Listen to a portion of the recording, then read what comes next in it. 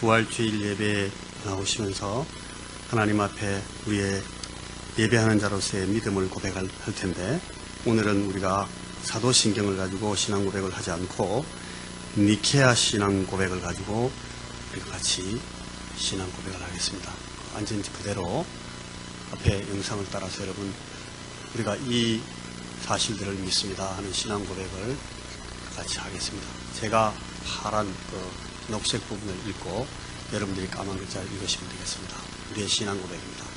우리는 한 분 하나님 전능하신 성부를 믿습니다.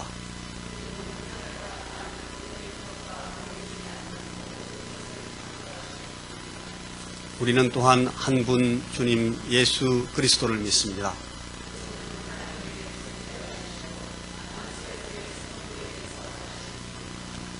하나님에게서 나신 하나님, 빛에서 나신 빛, 참 하나님에게서 나신 참 하나님이십니다.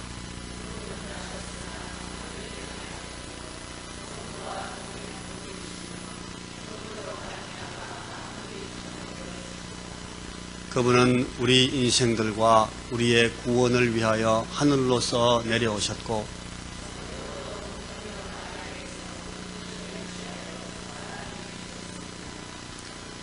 그분은 우리를 위하여 본디오 빌라도 아래에서 십자가에 달리시고 고난을 받으시고 장사되셨고,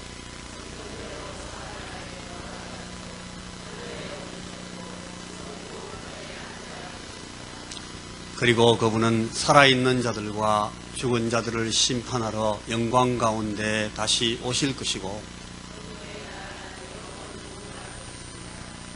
우리는 또한 성령님 곧 주님이시고 생명의 수여자이신 분을 믿습니다.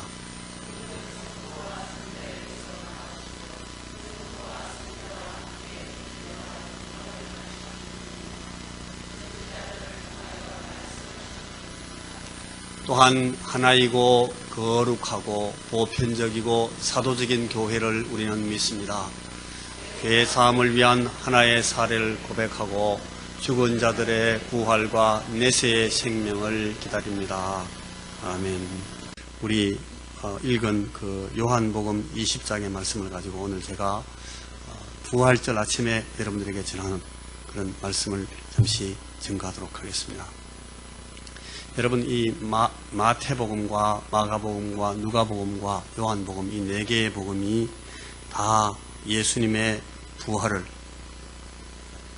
그 모든 이 컨텐츠, 모든 내용들 가운데 가장 중요한 그런 이 중요한 내용으로, 클라이막스로 그렇게 다룹니다.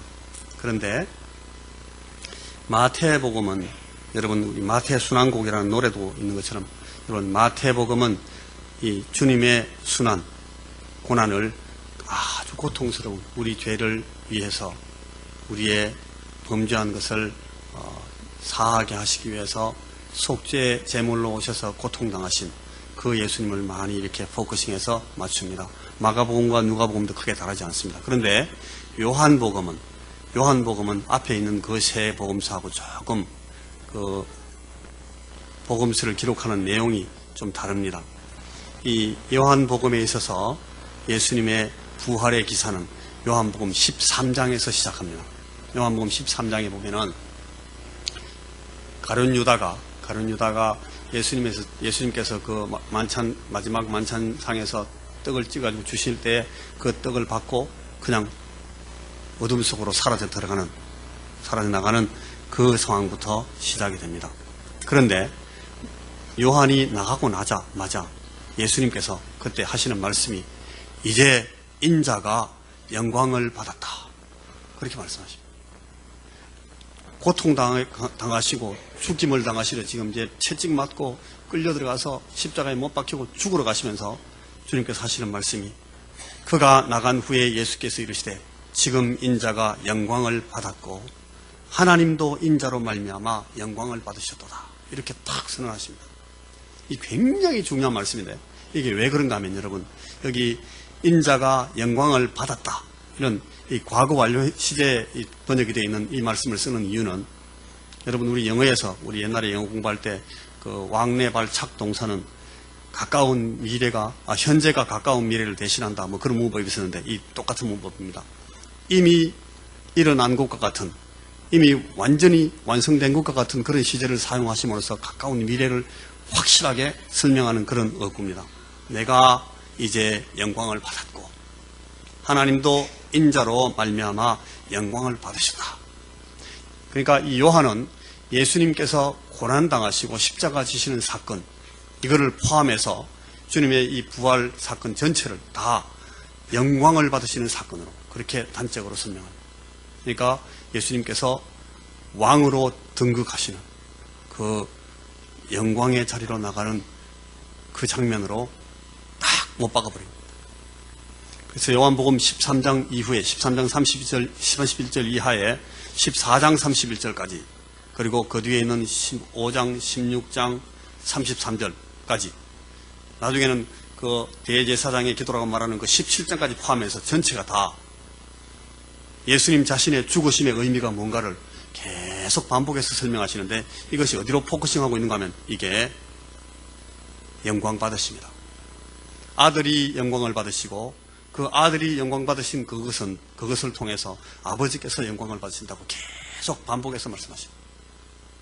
거기 내용을 보면 하나님과 하나님의 아들이신 예수님의 관계에 대해서 예수님께서 설명하시고, 그 다음에는 예수님께서 아버지께로 돌아가셨다가 다시 돌아오실 거라는 사실을 말씀하시고, 예수께서 아버지 하나님을 계시하고 계시다, 나는 아버지를 보여주고 있다라고 계속 말씀하시고, 그 다음에 그리스도의 이름으로 기도하면 아버지께서 그리스도의 이름으로 응답하신다 하는 것을 또 말씀하시고, 그리스도의 계명을 우리가, 사랑의 계명을, 새 계명을 지켜야 된다 그런 말씀하시고, 그 다음에는 거기 여러분 파라클레이토스, 우리 곁에 오셔서 우리와 함께 하시는 성령님에 대해서 또 말씀하시고, 그 다음에는 그리스도가 주시는 평강, 평안에 대해서 말씀하시고, 제일 마지막에는 이 세상 왕이 심판받는다 하는 사실을 얘기합니다. 이 내용들이 전부 오늘 우리 요한 사도를 통해서 우리에게 증언하는 그 예수 죽으심과 부활의 의미로 요약이 되어 있는 내용입니다. 예수님 십자가 지심의 이 첫 번째 의미는, 그러니까 요한이 해석하기는 영광을 받으십니다, 그겁니다. 인자, 그 사람의 아들, The Son of Man, 그 사람의 아들.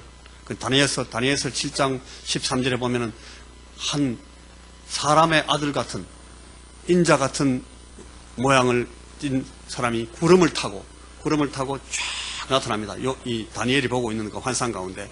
그러니까 구름을 탔다라는 말은 구약에서 늘 신적인 존재라는 뜻입니다. 하나님이라는 뜻입니다. 구름을 타고 나오는데 그분이 누구 모양이요? 사람의 모양을 가지고. 그러니까 인자의 사람의 모양을 가지고 나타났는데 하나님처럼 쫙 나타나시고, 예수님께서 오셔서 자기를 말씀하시면서 나는 예수다 그렇게 말씀하시지 않고 나는 그 사람의 아들이다. 그 사람의 아들은 바로 이 다니엘서 7장 13절에 나오는 그 사람의 아들, 그걸 말합니다. 나는 구름을 타고 사람의 아들로 나타났던 바로 그 사람의 아들이 내다. The Son of Man이다. 그래서 인자다.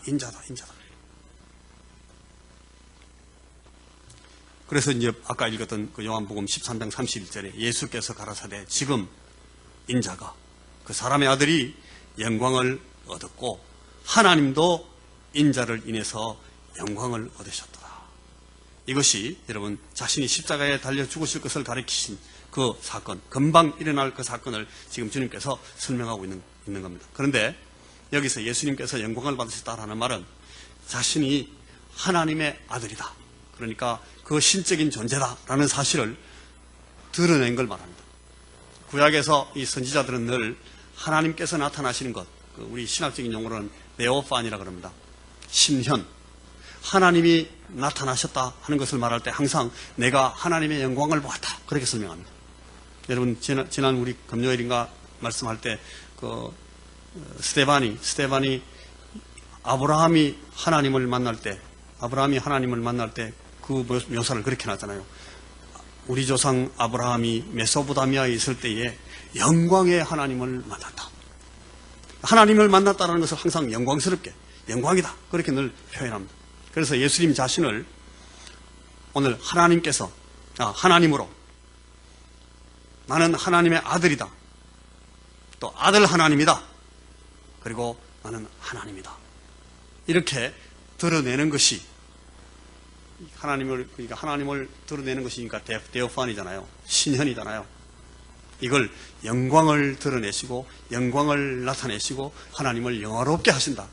자기가 또 영광을 받으신다. 이렇게 설명하는 거예요.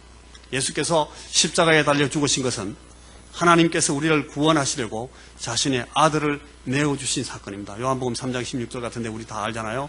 하나님이 세상을 이처럼 사랑하사 독생자를 주셨다. 내어주셨다. 그런데 이것이 하나님의 사랑을 표현하여 주신, 하나님의 사랑을 보여주신 행동이라는 겁니다. 하나님이 세상을 이처럼 사랑하셔서 아들을 내주셨다. 그러니까 예수 그리스도께서는 자신이 십자가에 달리심으로써 하나님의 사랑을 계시하시고 하나님의 그 본질이 사랑이시다 하는 것을 드러내셨다는 겁니다. 여호와 하나님은 자비로우시다 그렇게 말할 때 하나님은 자비이시다 그 뜻입니다. 하나님은 은혜로우시다 라고 말할 때 하나님은 은혜 그 자체다 이런 뜻입니다. 하나님은 노하기를 더디하신다 라고 말할 때 하나님은 노함이 없으신 분이시다 우리에게 그렇게 말씀하시는 것이고, 하나님은 인자하심이 풍부하시다 라고 말할 때 그것은 하나님은 인자하심 그 자체다 그런 뜻입니다. 이것을 십자가를 지심으로 주님이 결정적으로 계시하십니다. 예수님은 십자가에서 하나님의 본질을 드러내시고 동시에 자신의 본질을 드러내신 것입니다. 예수님께서는 하나님을 계시하심으로써 자신이 하나님의 계시자이심을 계시하신 것이기도 합니다. 자신의 정체가 하나님의 계시자라는 것. 계시가 여러분 완전히 이루어지는 상황에서는 늘 이 두 가지 이퀄이 형성이 됩니다. 계시자는 계시되는 자와 같습니다. 이게 완전한 계시를 설명할 때 쓰여지는 성경의 교훈입니다. 그러니까 영어로 말하면 revealer, the revealer가 그러니까 reveal 하시는 그분이 바로 the revealed, 계시되는 그분이라는 겁니다.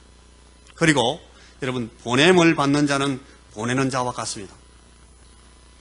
The sent one equals the sender. 보냄받은 그분은 보내는 자와 같습니다. 이게 이 계시의 완전함을 보여주는 상황에서의 설명입니다.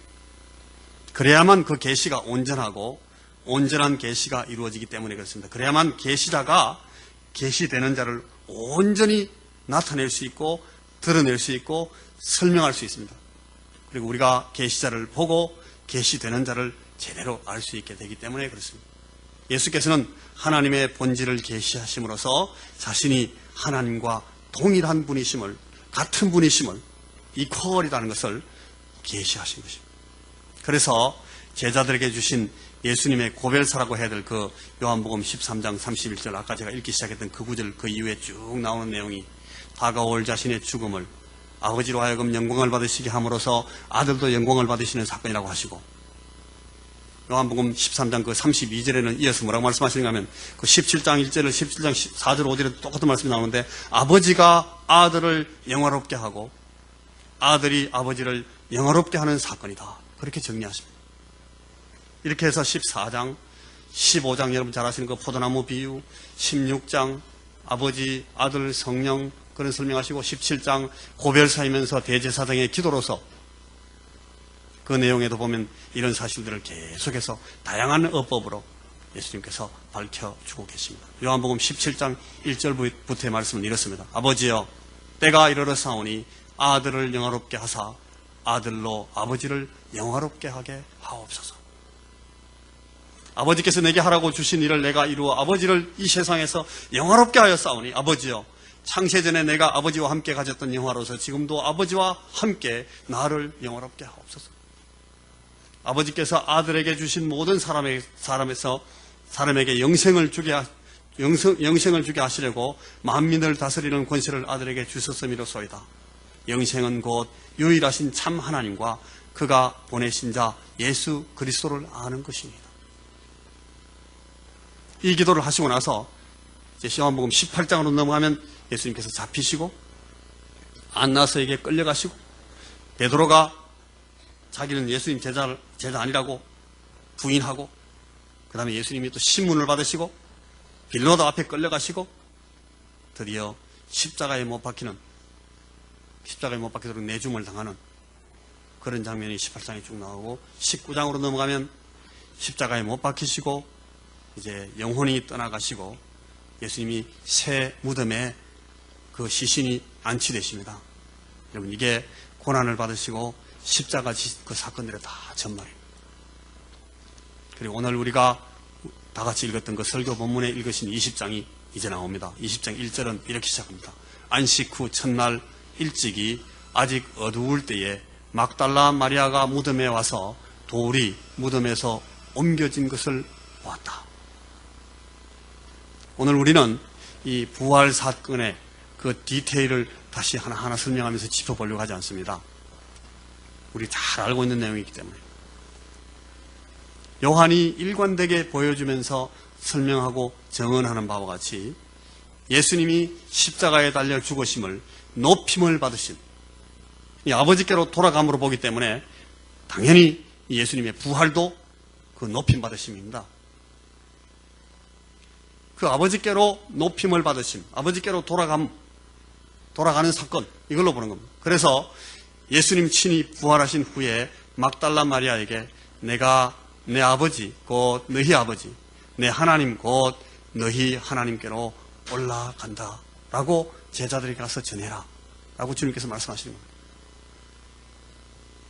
요한뿐 아니라 다른 복음서의 기록자들도 공히 마리아 혹은 이 마리아의 동행이던 그 한 여인, 이 두 사람이 부활의 첫 증인이다라고 분명히 기록하고 있습니다. 여러분, 구약과 유대교 율법, 유대법에서는 여자는 법정적인 증인의 자격이 없습니다. 참 섭섭한 얘기인데 여성들은 법정 증인 자격이 원래 없었습니다. 그런데 그런 구약 전통을 전혀 아랑곳하지 않습니다. 복음서들은 예수님의 부활에 대해서 아주 분명한 확인과 확신을 가지고 사실대로 기록합니다. 마리아를 위시한 이 여자들의 증언에 대해서 확인과 확신을 가지고 그 사실을 기록합니다. 이들이 제일 첫 증인들이다.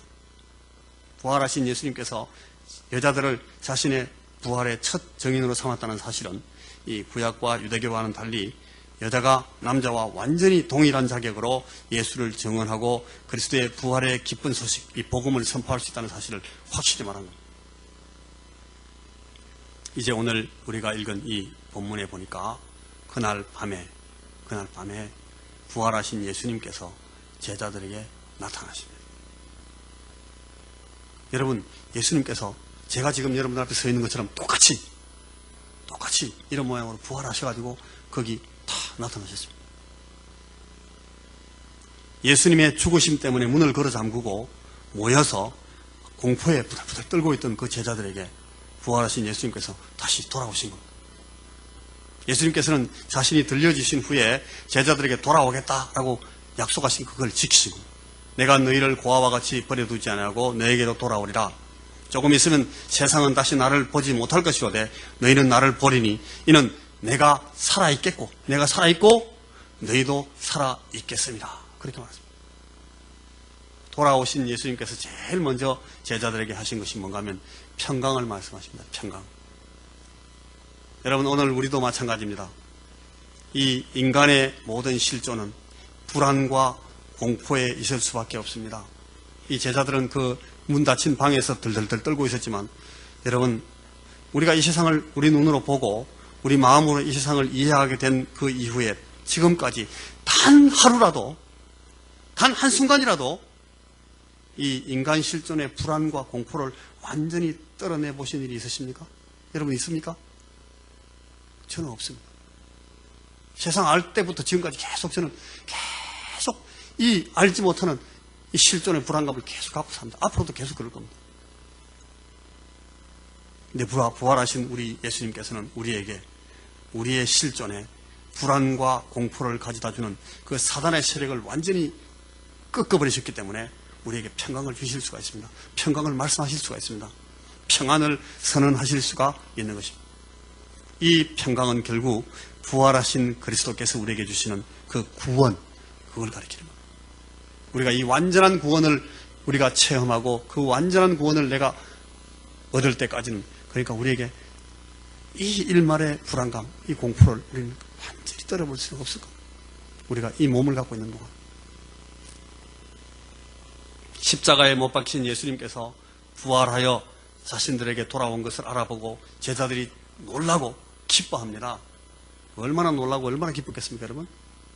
예수님께서 그들에게 다시 평강을 말씀하십니다. 너희에게 평강이 있을지어다. 오늘 본문 21절입니다. 그리고 말씀하십니다.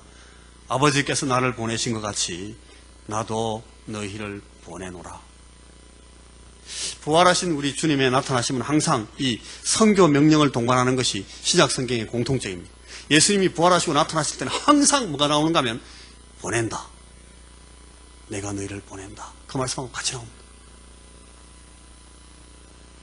마태복음 28장 16절에서 20절 The Great Commission, 거기도 마찬가지입니다. 예수께서 나타나셔서 내가 너희들을 보낸다. 마가복음 16장 14절에서 18절까지 너희들이 나가서 이 복음을 전할 때 뱀이 독사가 너희들을 물어도 너 죽지 않고 내가 이 복음의 증인들이 되도록 너희들 만들겠다. 너희들 나가라. 보내십니다. 누가복음 24장 44절 이하에도 보면 예수님께서 부활하시고 나타나셔가지고 똑같이 말씀. 요한복음 20장 오늘 이 본문처럼 똑같이 예수님께서 너희에게 평강이 있을지어다. 아버지께서 나를 보내신 것처럼 나도 너희를 보낸다. 사도행전 1장 6절에서 8절 여러분 성령이 너희에게 임하시면 너희가 권능을 받고 너희를 내가 보낸다. 예수님께서 부활하시고 나타나시면 늘 보낸다는 말씀하시면서 나오십니다. 갈라디아 1장 15절에서 16절도 똑같습니다. 바울은 부활하신 예수님을 만났을 때 자신을 이방에 나타내고 예수님을 전하게 하기 위해서 나를 보내셨다. 예수님께서 자기를 만나러 오셔서 부활하신 주님께서 하신 말씀이 나를 보내시다. 그렇게 말합니다.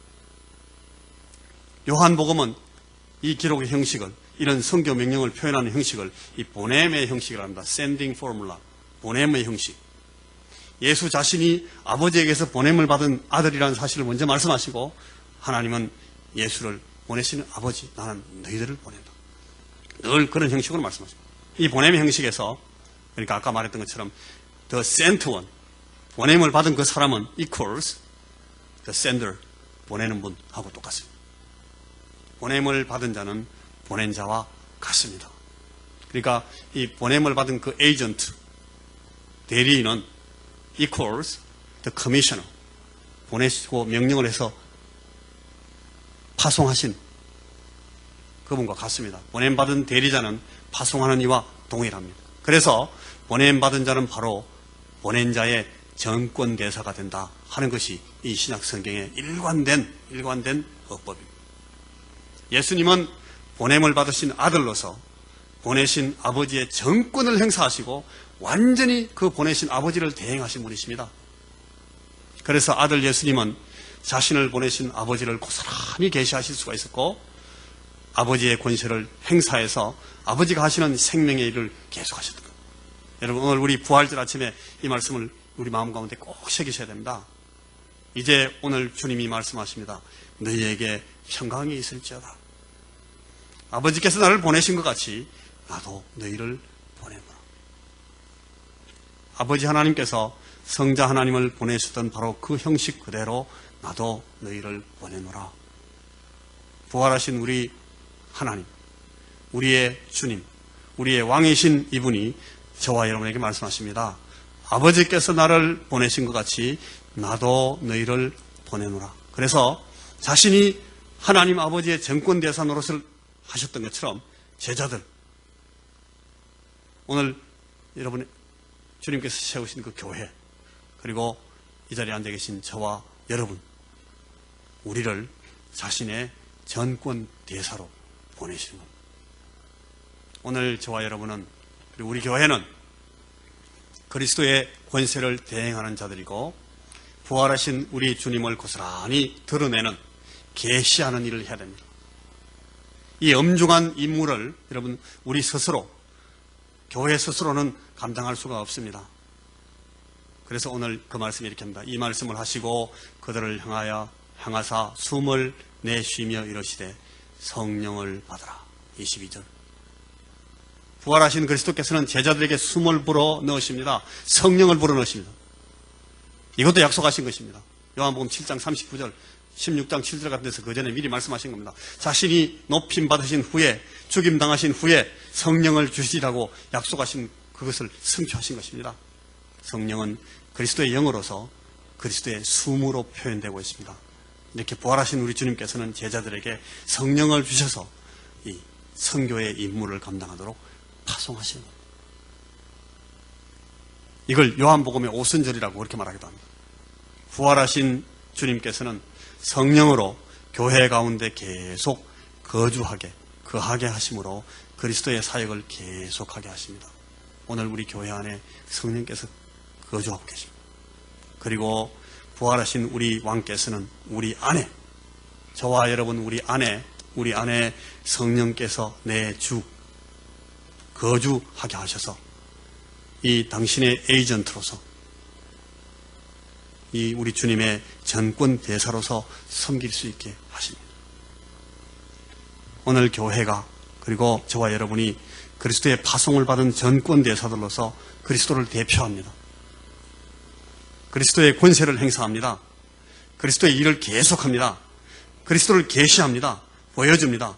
그런데 이것을 오직 그리스도의 영인 성령이 임하셔야 성령 안에서 성령을 힘입어서 할 수가 있습니다. 그래서 성령이 오시는 겁니다. 지금 우리에게 와 계십니다. 우리가 그리스도를 대표하여 행하는 가장 중요한 일이 무엇이라고 오늘 말씀하시는가 하면 23절에 보니까 너희가 누구의 죄든지 사하면 사하여질 것이요 누구의 죄든지 그대로 두면 그대로 있으리라. 여러분, 저와 여러분에게 하시는 말씀입니다. 너희가 누구의 죄든지 사하면 사하여질 것이요 너희가 누구의 죄든지 그대로 두면 그대로 있다. 우리가 대행하는 가장 대표적이고 중요한 일이 죄의 용서라는 겁니다. 여러분, 놀라운 일이 아닙니까? 교회는 복음을 선포함으로써 십자가에서 완성된 그리스도의 속죄 사역을 계속해 나간다는 겁니다. 오늘 우리는 십자가에서 이루어진 그리스도의 대속적 죽음을, 이 죽음의 복음을 선포하며 죄인들이 죄의 씻음을 받고 하나님께로 돌아와서 영생 다른 말로 설명하면 이 하나님의 생명을 말합니다. 이 영생을 얻게 합니다. 우리가 하나님의 생명을 얻게 하는 겁니다. 우리가 전한 복음을 듣고 믿는 자들은 죄 용서와 영생을 얻습니다. 그리고 그걸 거부하는 자들은 자신의 죄를 안고 죽음 안에 그대로 남아있게 됩니다. 그러므로 우리 교회는 세상 속에 죄의 용서를 전달하는 전달자들이고 세상의 구원과 멸망, 죄 가운데 있는 사람들의 구원과 멸망의 열쇠, 이 키를 쥐고 있는 사람들이라는 말입니다. 성령을 받아라. 너희가 누구의 죄든지 사하면 사하여질 것이요 누구의 죄든지 그대로 두면 그대로 있으리라. 부활하신 우리 왕, 우리 주님의 우리에게 주시는 말씀입니다. 기도하십시다. 우리 주님, 우리를 위하여 부활하시고 영광 가운데 일어서신 것을, 우리 아버지 하나님을 그렇게 보여주시고 영화롭게 하신 것을, 친히 영화롭게 되신 것을 감사합니다. 그리고 오늘 우리를 그 영광 가운데로 초청하시고 너희도 나를 내가 아버지를 대신하였던 것처럼 대신하여 정권을 가지고 역사해라. 그렇게 우리를 보내주시니 두렵고 떨립니다마는 감사합니다.